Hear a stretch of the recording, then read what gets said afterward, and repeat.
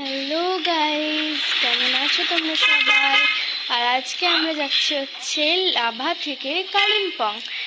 তো চলো আজকের সব সাইট সিন তোমাদের সাথে শেয়ার করবো। ফার্স্ট হচ্ছে গলফ কোর্স, এটা হচ্ছে গলফ কোর্সটা ফার্স্ট সাইট। তারপর চলে গেলাম আমরা মর্গান হাউসে, যেটা বেশ সুন্দর ছিল, যদি এখানে ভূত নেই। তারপরে চলে গেলাম আমরা মনেস্ট্রিতে, যেটা বেশ সুন্দর আর বিউটিফুল মনেস্ট্রি। আজকে ভেতরটা দেখাবো তোমাদের মনেস্ট্রি। এই ভেতরটা খুবই সুন্দর, মনেস্ট্রিটা সাজানো গোছানো একদম।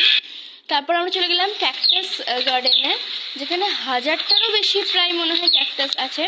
আমি একটু একটু তোমাদের দেখানোর চেষ্টা করেছি, সবটা তো দেখাতে পারিনি, বাট যতটা পেরেছি দেখানোর চেষ্টা করেছি। ভ্যারাইটিস ধরনের ক্যাকটাস ছিল।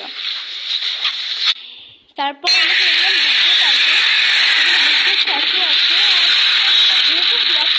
এখানে আর এন্ট্রি নাই এখানে, তার বাইরে থেকে আমরা একটু এনজয় করছিলাম। আর এখানে বুদ্ধের স্ট্যাচু আর কিছু ফুল গাছ আছে এনজয় করার জন্য। তারপর আমরা চলে গেলাম জেলো পার্কে, আমাদের লাস্ট পয়েন্ট যেটা। এটা হচ্ছে টিকিট কাউন্টার, এন্ট্রি ফি হচ্ছে 20 টাকা করে পার হেড।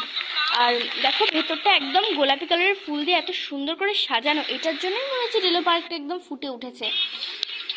খুবই সুন্দর এই ফুলগুলো। এখানে খুব সুন্দর একটা কিন্তু আই লাভ কালিম্পং বলে আছে, যেটা অন্য আমরা আর কোনো জায়গায় পাইনি।